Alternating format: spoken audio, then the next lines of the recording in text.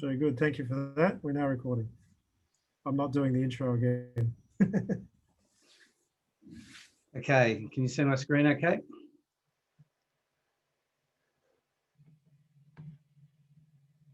Good, thank you. I'll just bring up another one. Alrighty. Well, thank you very much, Steve. It's a great pleasure to be able to speak to everyone this afternoon or whatever time zone you're in.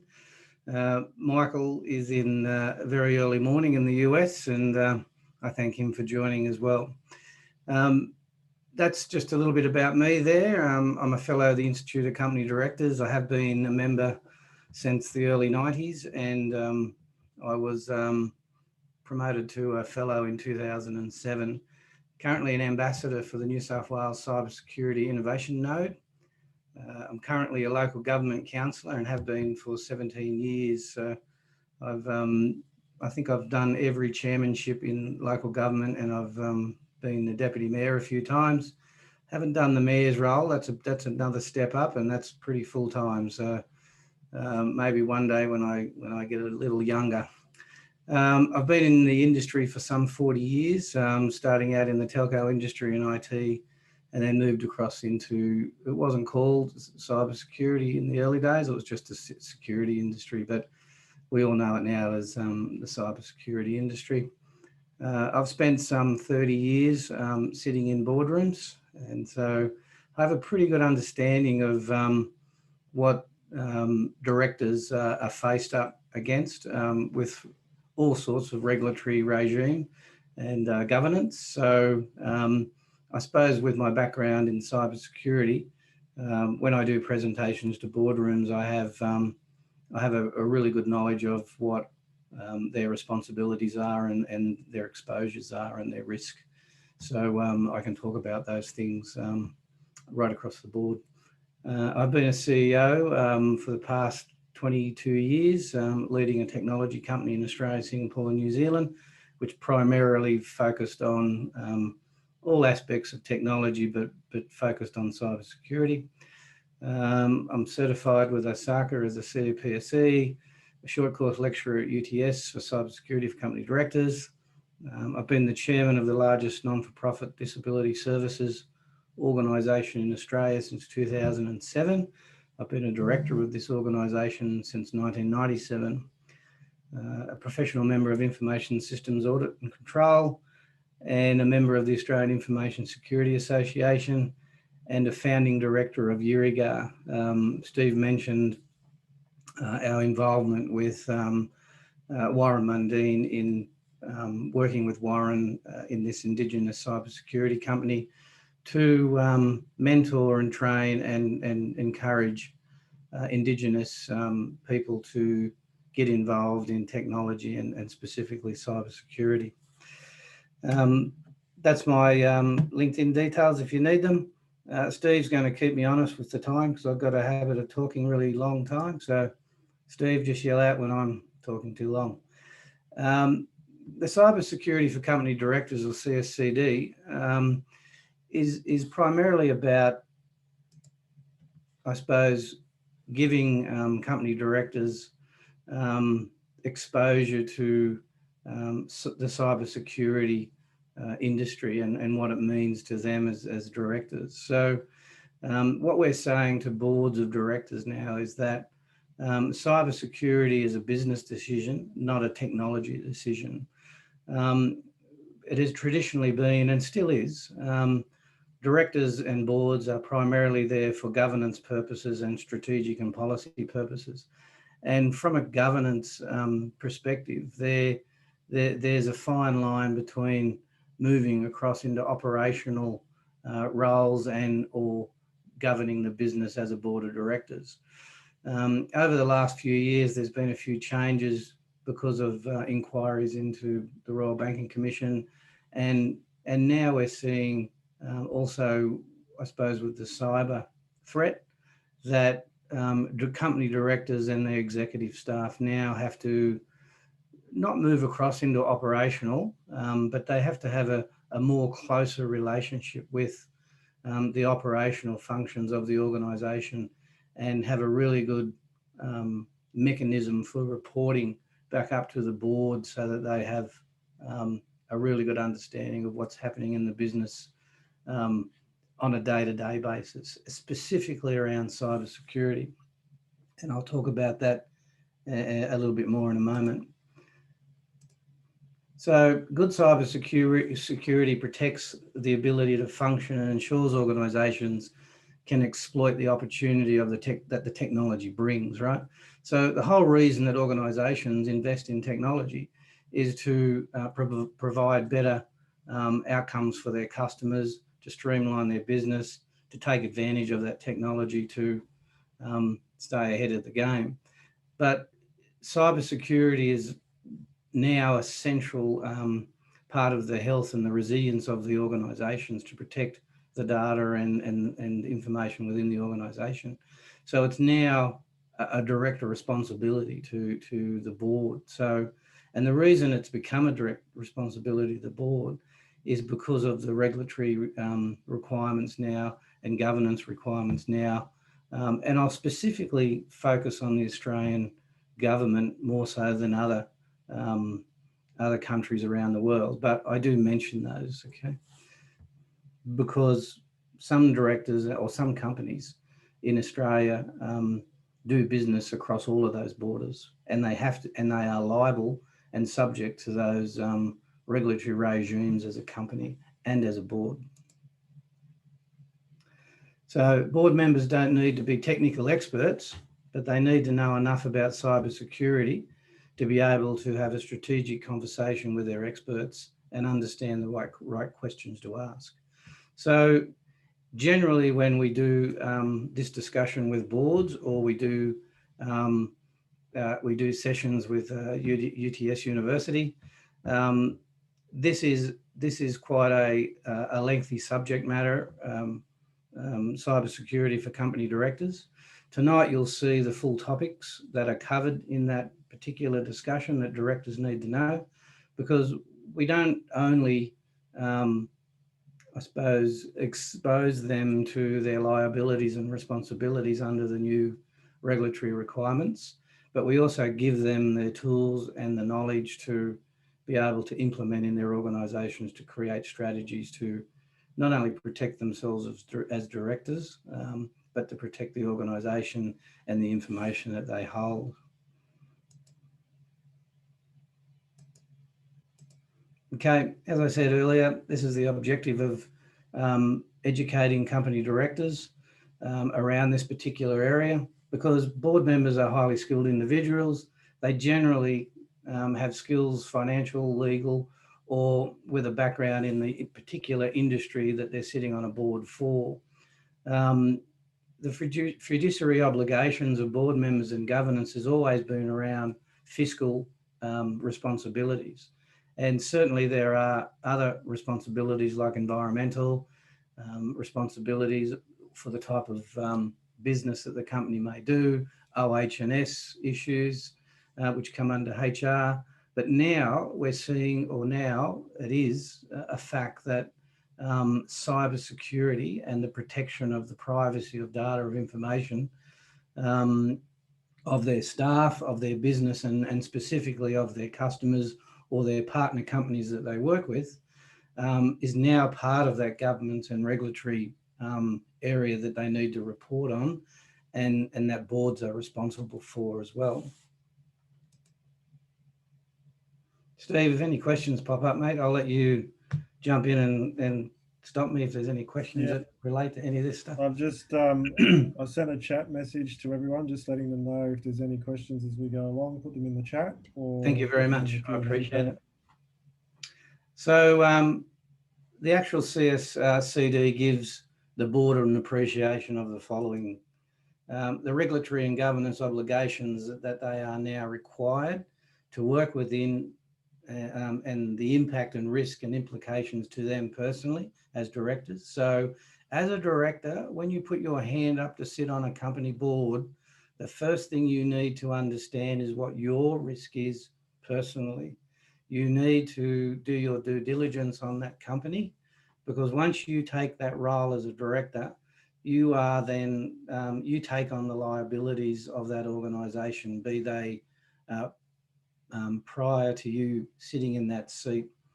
And if you don't do your due diligence, then that is your obligation, not anybody else's. So if something was to happen to the organisation from a fiscal standpoint or a environmental standpoint or from a cybersecurity breach standpoint, and you didn't do your due diligence on the organisation and to ask the right questions before taking the role as a director, then once you walk into that room and sit down as a director, you are then liable for any of those things that may have been breached prior to you coming to the company.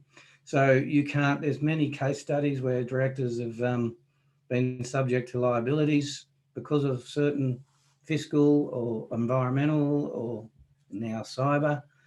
They can't say that they weren't part of the board and they didn't know about it because they should have done their due diligence. And as far as protecting the responsibilities of cybersecurity and about what we're talking about tonight, it's all around the protection of the information that's under the care of the organisation, which is around what we call P2 data, PCI data, and the Americans know it as HIPAA. We call it health data, but we are now in this region conforming to the American standards for their health protection of health information as well. So P2 data is name, address, date of birth. PCI data is financial information that organisations hold about customers or about employees. And of course, health information is the private health information that organisations hold about either customers or their staff as well. So any loss of those, any one of those three pieces of information is regarded a breach of the Privacy Act. So what determines whether you report that breach to the Office of Information in Australia? There is a full process and guidelines around that, which is covered in, not tonight's, we touch on it, but there is a full document and on that site that actually goes through all of that information about how you determine what is a breach of the Cybersecurity or the Privacy Act of 1988, which is covered in that document.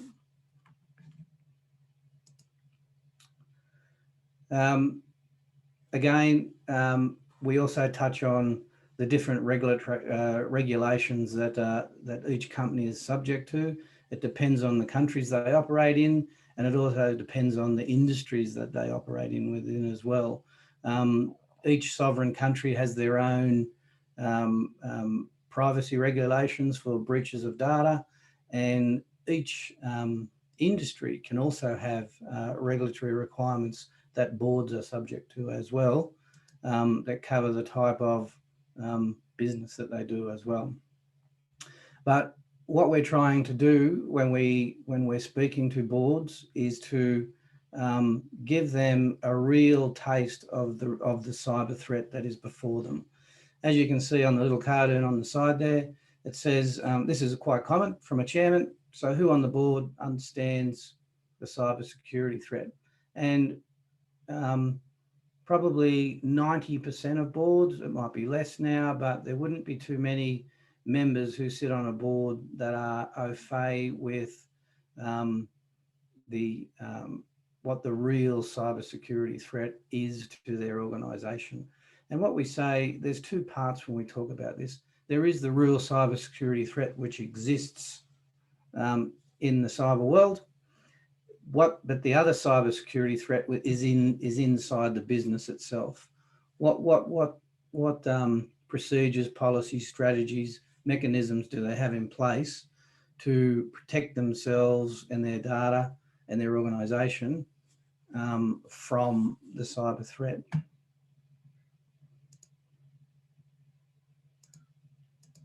I'll just give all these out for you. So these are the topics that we discuss when we talk to a board. We do an introduction to cybersecurity. We talk about embedding cybersecurity into their structure and their objectives, because as you heard earlier, I mentioned that cybersecurity is now a business decision. It is not a technology decision. In the past, technology decisions were done by the operational teams, CIOs, CEOs, CFOs, and their technical team or their third-party companies. Generally, in the past, when there was a breach, a virus breach, or something similar, the internal organisation or the mechanisms internally would just deal with it and fix it. Now, under the Australian Privacy Act of 1988, there is a document which covers what entails reporting a breach, what is a breach, and that document is used to now, as a board level, to create strategy and process. Because if there is a breach within an organisation, that is a breach that needs to be reported. There is a certain time period that it must be reported to the commissioner, and if it isn't, then there are consequences to the organisation and to the directors if they don't meet that obligation and report it in the relevant time frame. And I'll cover that in a minute and show you some case study on some companies that didn't do that. And the board needs to know about it within 24 hours, right? So traditionally, boards would not have had that type of engagement in operational matters, right? Certainly the chairman and committees of different areas like financial committees, risk management committees, and certainly technology steering committees would have been geared into the organisations at a committee level, which would have possibly directors from those from the board sitting on the committees, but they would report information back in due course at board meetings. Now, but if there was something in the organisation that affected the reputation of an organisation today, certainly the CEO would generally contact the chairman and inform the chairman of what's happening in the organisation that may affect the reputation. But when it comes to cybersecurity breaches, that wouldn't have normally been a reputational impact on the organisation, but now it is, because it has to be reported to the commissioner within the given timeframes under the documents available that govern what is a breach, when it needs to be reported, and what time frame. So boards are now having to put in that linkage between themselves and operations about them having to know that, yes, we have been subject to a breach, and yes, we have reported it to the OIAC, and yes, we are now putting in a report to them about who's been affected, what information was lost, and then again they have to refer back to this entire response document about what has to happen from that point on in notifying the affected people of the breach, which could be an email going out to your entire customer base, informing them to go and change their credit card details. So Jeff, we've got a couple of questions.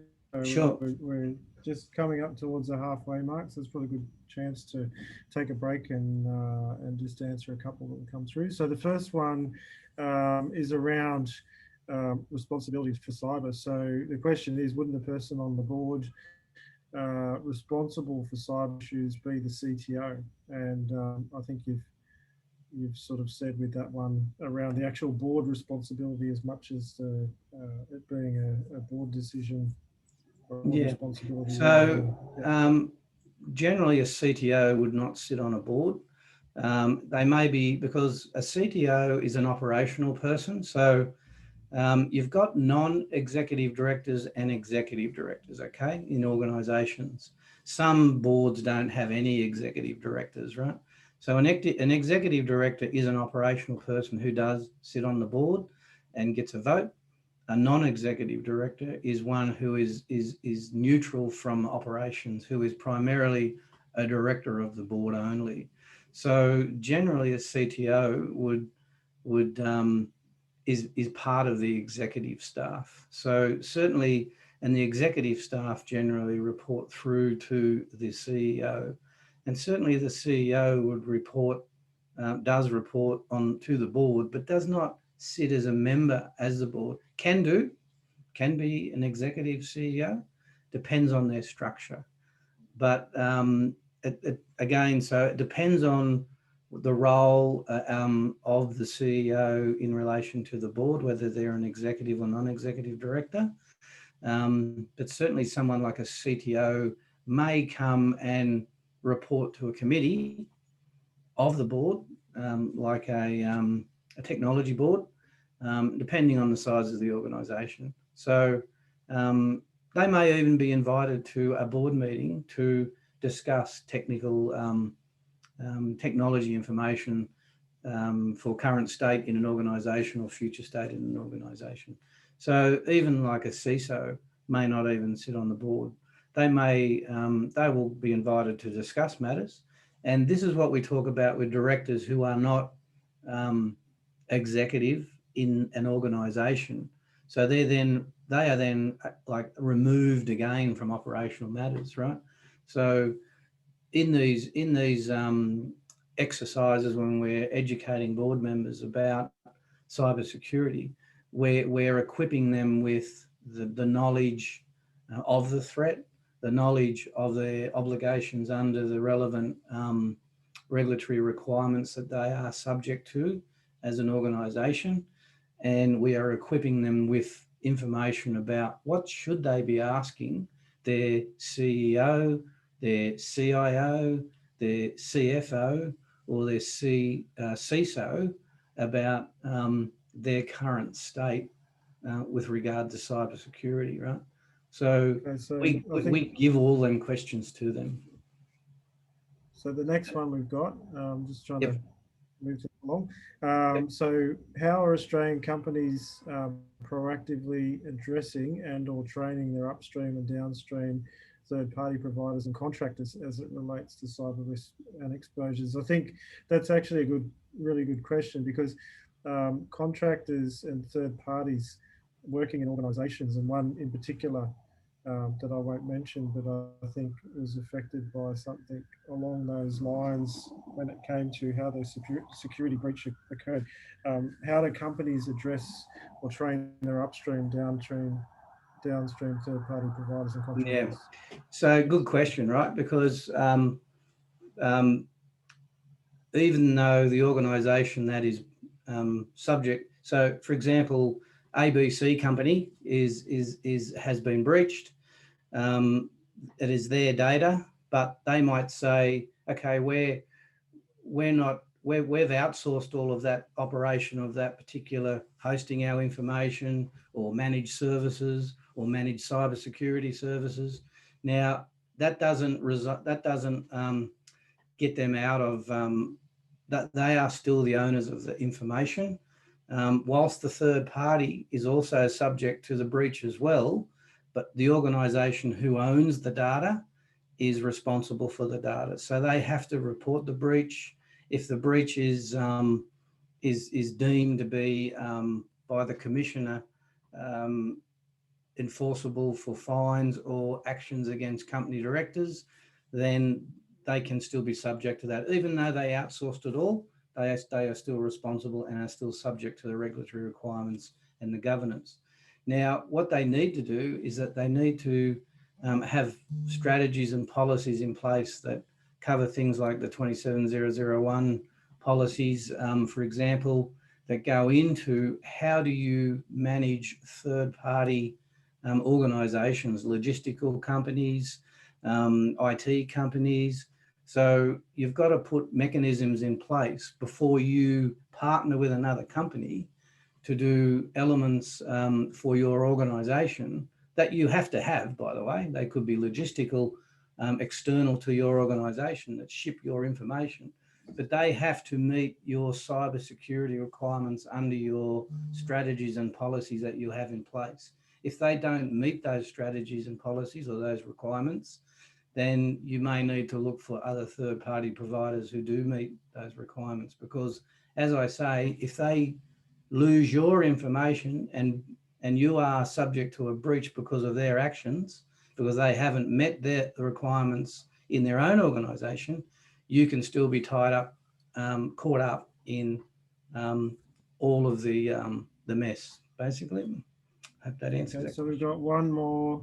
Very good. So we've got one more question, and then we'll go back to the preso. Do you find that there's a lack of computer literacy among board members? And does that lead to a lot of companies getting into trouble with cybersecurity, for instance, phishing attacks that target directors? Oh, certainly. Yes. There's traditionally skill-based boards, as I said earlier, were generally business and legal. So financial backgrounds, banking backgrounds, accounting backgrounds, legal backgrounds, all of the traditional skills that you would need in an organisation as an advisory, because that's what directors are. They are advisories and overseers and governance and risk managers for all of those elements that were traditionally running an organisation. And you would also have people with skills. If it was a trucking company, for example, you would have people on the board also that have a background in logistics who understand the logistical aspects. Now we're seeing that, now we're advising boards that they need people on their boards who have technology backgrounds. So around risk management, like CISOs and that sort of person who sits on a board with backgrounds in policies, procedures and regulatory understanding of cybersecurity and those sorts of things. So, but to answer the question, yeah, there has been traditionally not a lot of skills on boards with regard to technology. So, Jeff, we're 35 minutes in, so... and I've got a long way to go, mate. There's an exam after this for everyone. We'll move on with the presentation and do your best, and I'll jump in when we need to. Right, yeah. When we're getting close to the end. So some of the regulatory requirements that are all different for sovereign countries, which companies may sit in, of course, there's the Privacy Act in Australia. There's also APRA. APRA covers the financial institutions, so there are more regulations that they are subject to, inclusive to the Privacy Act. If they do business in Europe, then they're also subject to the GDPR. And if they do business in the US, then they're subject to, I've just got the US symbol there, Michael, because there's too many regulatory bodies in the US to put all on one page. So it depends on the type of business and what you're doing in the US depends on what regulatory requirements that you are subject to as an organisation. Okay.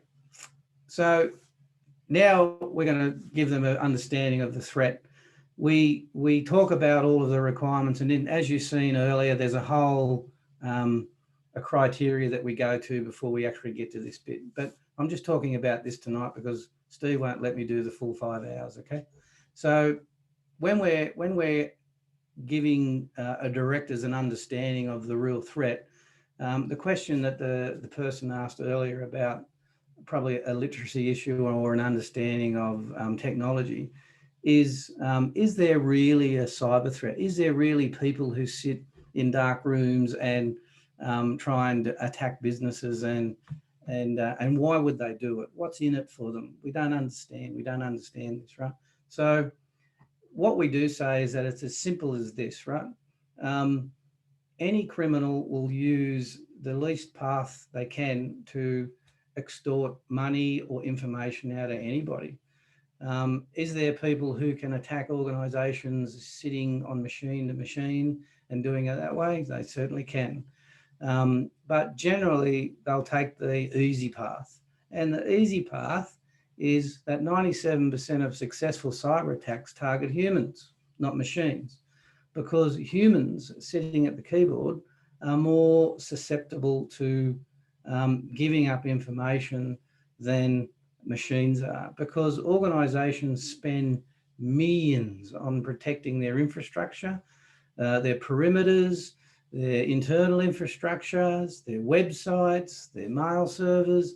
They spend millions on protecting all of that equipment, but they generally don't spend any money, well, traditionally, on training the end user on what they should be aware of when they are using their computers, looking at email, browsing websites and the like. So, and to be fair, the industry itself is only catching up to it itself over the last few years, that everything was spent on hardware, everything was spent on software protection, but nothing was being done about actually teaching the accounts payable person that somebody might send them an email with the false information and change bank account details and ask you to put $1 million in there, right? So this is what we now show boards of directors on how easy it is to steal information from their organisation. And the common misconceptions are that their employees are smarter than that, and you can see all those things there, where everyone has heard all those things, right? We're too small, our data is not valuable, all those sorts of things, right? Or we are not covered if a breach happens. Well, most organisations are subject to the Privacy Act, because a lot of organisations will say, we don't have customers and we don't keep their banking details, but they have employees and they have payroll, and that payroll information goes into a bank account. And their employees do medical tests, potentially, depends on the type of industry. And so there's two parts that they've already got, right? And they hold information, date of birth and addresses and all that. So basically any organisation, no matter its size, comes under the jurisdiction of having to report a breach should they lose personal information. So we can easily answer that question with any board, right? If they've got no staff and no payroll, then yeah, maybe they don't have to.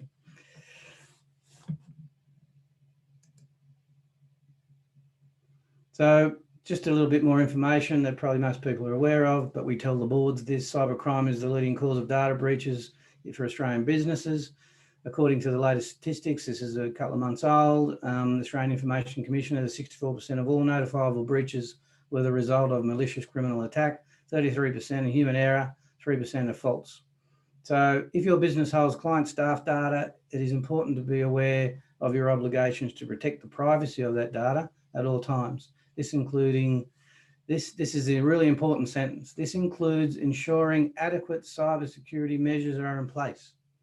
So it's the board's responsibility to understand what their current state with cybersecurity protection in their organisation is. And it's the board's responsibility to fix it. Not to physically fix it, but to put in measures to fix it. If there are, if they bring in auditors and they find that after an audit that they've got all of these issues, then it comes under normal risk management impact statement type regimes. What can we fix? What can't we afford to fix? And what are we willing to carry as a risk? But it must be all documented, right? People don't expect organisations to go out and spend more than their annual turnover to protect their organisation against something that's going to put them out of business if they pay upfront to try and fix it. So there's common sense around all this, but the board needs to be seen to have policies, procedures, and action plans in place, and a risk management plan of what they're willing to accept as a risk, because it's just not logical to spend the money to fix it. But that must be all documented and it must be known. Reputational damage, right? So what's the impact to an organisation if they don't do these things and they have a breach? Well, reputational damage caused by a data breach can have severe financial impacts to the organisation and may lead and has led to many companies collapsing. However, losing clients, partners is not the only risk to consider. Under the Privacy Act of 1988, the Commissioner has the power to fine companies for breaches and to take personal culpability actions against company directors for a breach. Now, there's a star there, right? Big star, because this one is not a mandatory thing by the Commissioner. It is a very measured thing, and it's to date, I don't believe that in Australia that's been acted upon. But the Commissioner has the powers that if directors have been found to be delinquent as directors in protecting their organisation against a breach, then those things are there. Now, what does culpability mean to a director? A director can be liable personally for their actions of a board if the board collapses, right? But there are a number of things that protect the director from losing everything that they own. But under culpability actions, the people who chase the money can go after the directors personally for any losses or any lawsuits that were taken out against the organisation because of the breach, right? So what we don't want, directors don't want to sit on boards and be exposed to losing all of their family assets, right? That is ludicrous, right? So, but they need to know, directors need to know that that's possible, right? Under the breach of the Cybersecurity Act, it may be possible for that to happen. So that really focuses boards on getting those things fixed, right? Because they are and they can be personally liable, right? So being a board director is very honourable, but but you've got to be honourable in the sense that you need to know what your risks are in the organisation that you are a director on, and if the risks outweigh the benefits, then and the board doesn't want to listen to your questions or your recommendations or answer any questions that you ask, then it is always advisable that you don't sit on that board as a director. It's probably not a good, and you take that advice from legal people and your own due diligence on the organisation. Okay.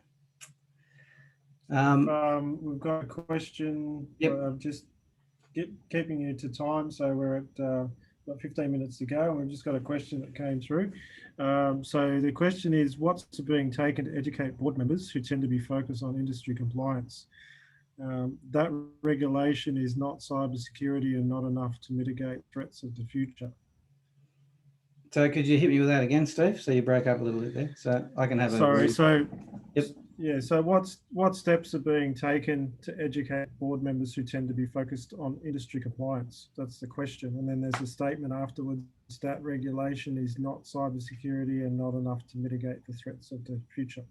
So if the board's focused on industry compliance and not cybersecurity compliance, how do we educate them on that? Okay, so it is company directors are also members of institutions, okay? Many in Australia, for example, are members of the Australian Institute of Company Directors. And it's organisations like the AICD that push out information to their directors specifically around this subject, right? Not only this subject, but about all compliance subjects. Because as I said earlier, it's an honourable position to be a director of organisations, non-for-profits, ASX-listed companies or public companies or private companies. But it doesn't matter if you're a non-for-profit director or an ASX director, you are subject to the same governances and legal ramifications if you do something wrong. Now, not you personally, but if the board or the organisation overall makes decisions that aren't the best decisions and work within the regulatory frameworks and governance frameworks, fiscally and or cybersecurity, then they are subject to the ramifications for not doing so. So how do you get your board members to understand the ramifications around cyber breaches and to the organisation? It's sitting with them and talking to them. There isn't much else you can do. They would be, depending on the board type and the company type, then generally most people learn through mistakes, right? Unfortunately. But there is enough information out there now for no ignorance. Ignorance is no defense anyway. So I hope that answers it, but there's no real answer unless, if the board aren't willing to listen, then there's not much you can do about it until generally something bad happens, right? So here you're seeing a direct, this is direct out of the Office of Information, that when an organisation or agency, the Privacy Act of 1988 covers, so people need to read this act, has reasonable grounds to believe an eligible data breach has occurred, they must promptly notify any individual at risk or serious harm. So this is the main wording that really can cause real damage to organisations and to boards, right? Because the loss of private information to an individual that causes them harm, they can litigate against you because they've lost their money out of the bank, or it might be health information that is personal and private that once released into the public arena has affected that individual's reputation and they've been harmed by it, right? So risk of serious harm is a really concerning sentence, right? Most people think that, oh yeah, we lose the data, they send us a ransomware, they lock us up, we have to pay a few $1 million to get out of it, and we're back up and running again. But if the loss of that information has caused somebody harm, then they have a legal right. They can legally go after you, or they can go after companies, the directors, for not protecting their information, right? So the rest you can see there, and I better move quickly because I've got to get, Steve's going to wind me up. What we go into with the directors is that we start talking about and we show them about the dark web, where the information, how hackers work, how they get their information, where they put that information, what they do with that information, and why they are stealing it. Why does information, why are they interested in my information? Sure, we understand if they do ransomware and they hit us up for some Bitcoin, they're physically making money out of us.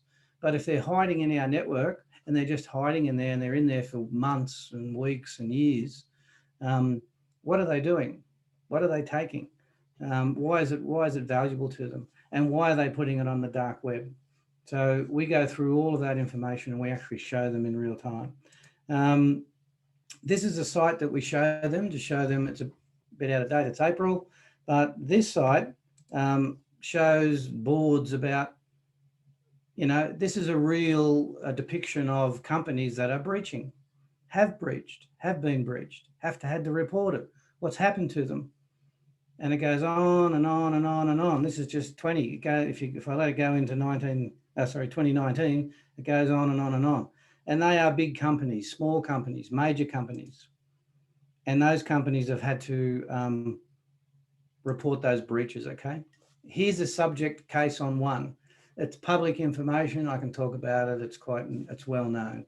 Landmark White, February 19. If you look at the chronological order of what happened, the Australian bank customers caught in a valuation firm data breach caused by undisclosed security vulnerabilities, right? Home loan details of 100,000 customers hacked in a major data breach. Landmark White blames exposed API for data breach. ANZ confirms it has suspended use of the property valuer. So the important parts that you want to see is that when it gets down here, right? They had their valuation firm hit by data breach. White pleads for a long share suspension. Go down further, ASX share suspension. So the company was halted on the share market because of the breach, right? Then if you go down further in financial impacts, Here we go. Stolen data reappears on the dark web, right? So this is why we show boards of directors why hackers or why their stolen information is placed on the dark web, and instantly it becomes public information, right? The CEO ultimately resigned over it. The company basically was bought out by somebody else and disappeared, right? The company itself is there in some form, but I don't believe it trades any longer as Landmark White, all due to a cyber breach and loss of information, right? Bought down a company and an ASX listed company, okay? So it is real and it does happen. The information I showed you earlier goes through all of the companies that have been subject to a breach and what they've had to report it. It also goes through and documents what's happened, what the company had to do, what they did do, who was affected by it, and directors can use that as research information.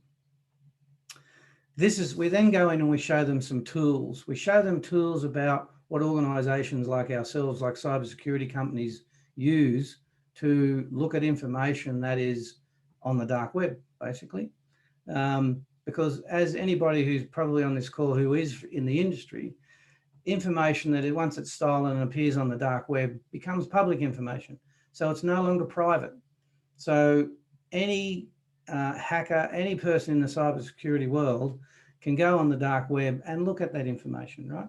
They can buy that information or they can get that information for free. And what do they want to use that information for? They want to use it to defraud somebody or an organisation, okay? And I'll just quickly let this run. Steve's going to tell me I'm running out of information. But this is old data. We're not showing current data because we've got to be careful. But this is talking about this particular tool here looks at all of the existing, I suppose, malware, all of the actions that are happening in the globe now, globally, on what servers they're sitting on, who's being affected by it. It even shows financial information. So again, this is public information. This is information on the dark web. This is not in the bank. This tool is not taking information from a bank or from a credit card organization or anything like that. This information is on the dark web or was on the dark web, okay? And if we look at the information in a moment, you'll see that it shows everything about the individual, their credit card details. Now, we've X'd it all out. We don't want you to see the details, but it'll have their name, their address, the expiry date of the credit card, the CV number. So this is the sort of information that boards and companies need to know about. And when you show them this information, then the light bulb goes on, that this is not smoke and mirrors. This is not a bunch of kids sitting in a computer room. Well, it can be. But generally it's well-organised crime people who are getting information. This was a company, again, publicly well-known, documented, that had a large cyber breach. We use this to show this is the type of information that's sitting on the dark web. Their email address, their password, like you can see their password. And then they ask, how do we get rid of that information off the dark web? Well, you can't. You've got to notify all of those people that their information is on the dark web and have them change their password details, user information on everything that they've ever subscribed to on the internet. Because generally, rule of thumb is whatever you use as your password on one site, you use it on everything.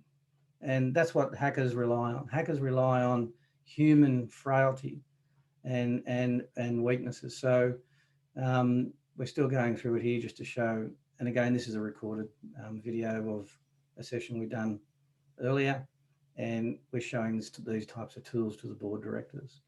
The next one that you're going to see. Just got a couple of minutes left now, Jeff. Yep.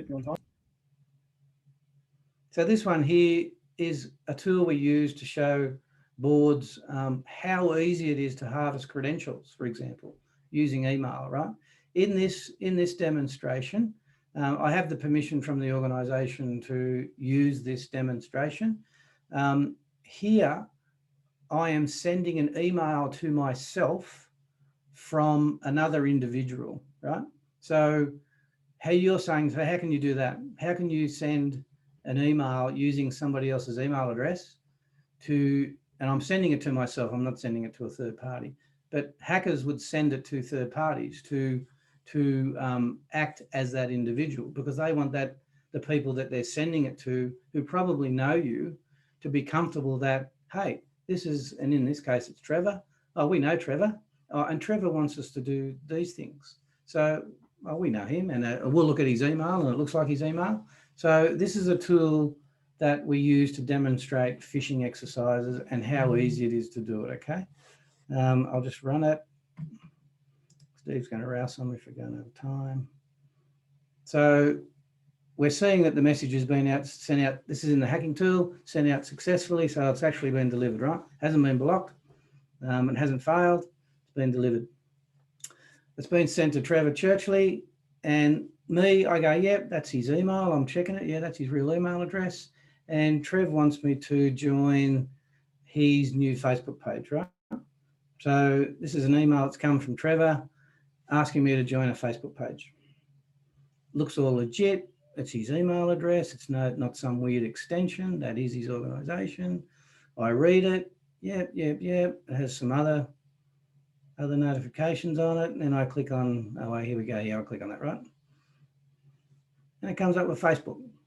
When I look at the Facebook link, you can't see it, but I look at it and it goes, yeah, it looks like Facebook.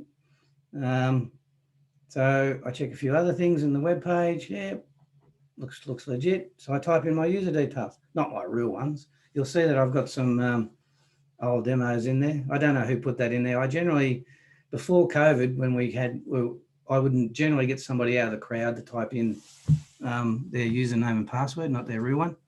And you can see there that somebody put in, Jeff is a wonderful person. That wasn't you, was it, Steve?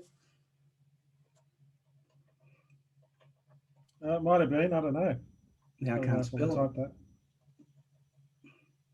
So what we're demonstrating here, how the ease of, I suppose, masking as an individual to get me to join their Facebook page with my, and as everyone knows, you've got to use your real Facebook credentials to join any page. These aren't my real Facebook credentials.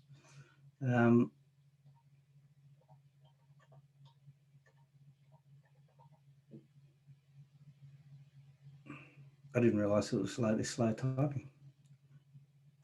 So it comes up and it fails, and I go, oh yeah, Facebook's mucking up again, so I don't take too much notice of it, and I get out of it and get on with my day, right? So what we're going to see now is what the hacker's seen. So the hacker has seen that, yep, the mail was sent. Yes, the gentleman on the other, or the person on the other end who received the email has actually clicked on it and opened it. And what you're going to see in a minute is that it'll come through and say that the attack was successful. Then what I'm going to do is look at what the information is that I captured as the hacker, okay? So in a moment, the blue bar goes across. Now, just remember that this person is not sending one email at a time. They're sending hundreds of thousands all at once, right? So it shows up in this area, right? So I go into here and I'm going to go look at the collected data.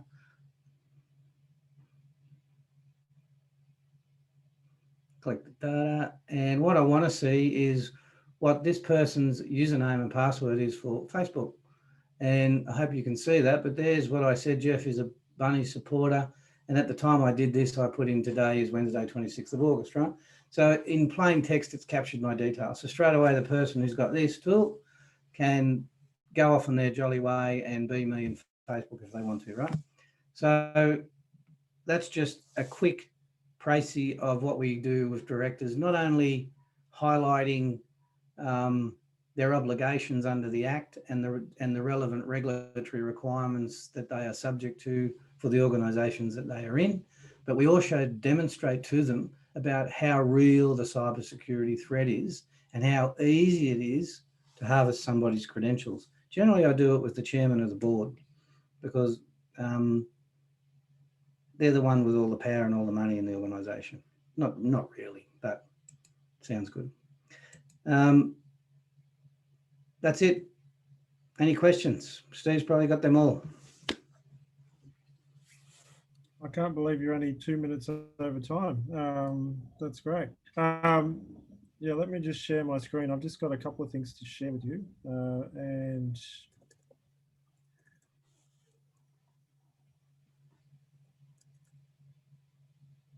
a second. Okay, so we did get another question that came through. Yep. It was around what constitutes promptly when we're talking about notification of people after their breach. There was um, Services New South Wales breached at this. I'll say. Oh, actually, I remember this person from the last session. I'll call them probably incorrectly. Zsa Palmer. Yeah. Yeah. Service New South Wales notified people about their breach after 6 months, but what time frame constitutes as promptly? That might be something that there's no clear definition of. Promptly is Well, there is, Steve. Yeah, it is documented in the information report for data breaches. So in the Privacy Act, it talks about in the Australian Government Information Office, there's a, and I'll share the link in a moment where they can go and get all these documents. But it talks about that if, and I'm paraphrasing here, so please don't, because I haven't got the document in front of me, but it talks about if you don't turn over more than $3 million, or certain government and federal and state government agencies aren't subject to the Act, right? Now, there is a lot of discussion about this at the moment because of government agencies are probably the biggest or one of the biggest storage and technology providers, right? So whilst they did do the right thing and let the community know that they were breached, and they did contact those people who were affected, generally it's 30 days. So in the document, there are timeframes that certain things have to be done and there is a response plan. There is a documented response plan from the Office of the Australian Information Commissioner that documents and helps organisations to put in place measures and responses to identify what is a reportable breach, what timeframes you need to notify the Commissioner about, what you then have to do, what all of the steps are after reporting it that you must do. And then what happens is that somebody from the Commissioner's office will look at your notification of the breach. They will then look at all of the other information that you've provided as per the requirement from the office, and they will then make a decision on what the next steps are, right? Now, the next steps are generally helping those. It's more of a helping mechanism, not a mechanism to come down as Big Brother and hit you over the head. But if the Commissioner feels that there's been a real blatant negligence here, they will take action, right? But generally, the marketplace takes its own action, right? Especially if you're a commercial company, as you've seen with that other organisation on the ASX, right? Your partners like banks and other organisations that you deal with will all of a sudden stop dealing with you because one, they're afraid that they're going to suffer from the same whatever you got, whatever the breach was that caused your information to be lost, and two, they know it's going to affect from a revenue standpoint. It's probably going to affect your revenue. So if you're a listed company, then you're going to suffer from loss of potentially may suffer from that sort of impact. Now, the Office of the New South Wales Office of Customer Service is a government department. So they whilst they are subject to elements of those of that document, they may not be subject to all of the elements. Okay, but that I believe there is discussions around that now for changing. But what they do have to do is notify the community and those affected that they have been affected, because if it's financial information or health information or whatever, they have an obligation to let them know. I hope that answers that question. Thank you, Jeff. Now, I've got up on the screen, Jeff's actually a short course lecturer at UTS, and he's running the Cyber for Execs, the full version of what we've seen today on the 1st of December. Now there is a small charge associated with that. So if you work in an IT, in an organisation as part of a, who has a need to educate your board or your directors on cybersecurity and security planning and process and also personal liability, then I'd recommend that you have a look at the UTS Open site. And I've posted the link into the chat as well. So I think we have covered all of the questions at this point, and I'd really like to thank Jeff for his presentation and Michael for joining once again. And I'd wish everyone a good evening and thank you all for attending. And if you want any more information, reach out to us either through email, jobs@itic.com.au, or you have the QR codes for socials if you'd like to scan those now. But please connect with us and keep in touch. And thank you everyone for attending. Really appreciate it. And enjoy the hackathon. And good luck if you're competing. I wish you all the best and have a great time. So I think the hackathon opening ceremony is going to kick off in about 20 minutes. And I thank Jeff for only going over by 8 minutes and allowing people a break in between our session and the next one. So really appreciate it. Thank you very much and have a great night. Thank you, everyone. Thank you. Good night. Good morning, Michael. Hey, sorry about that. I was on mute. Good job, Jeff. Good job. Thank you, Steve. I appreciate it. It was wonderful. Learned a lot. I appreciate it. Thank you, Michael. I appreciate the feedback. It's always, it's quite an open area, if you know what I mean. Certainly there are hard and fast rules. But yeah, that question about how do you get your directors to take cybersecurity seriously? Well, unfortunately, they only take it seriously when they're subject to a breach, you know, afterwards. That's the way we learn, man. I mean, you know, you got to touch the hot stove before you believe the parents, right? That's right. That's all there is to it. Well, look, I tell you what, you guys enjoy the hackathon. It's been absolutely wonderful. I'll be in touch. I'll be in touch with you all over the course of the next few days. I know you're going to need some time to rest after all this. So why don't I plan on touching base with you folks like Tuesday, Wednesday? Yeah, it'd be wonderful, mate.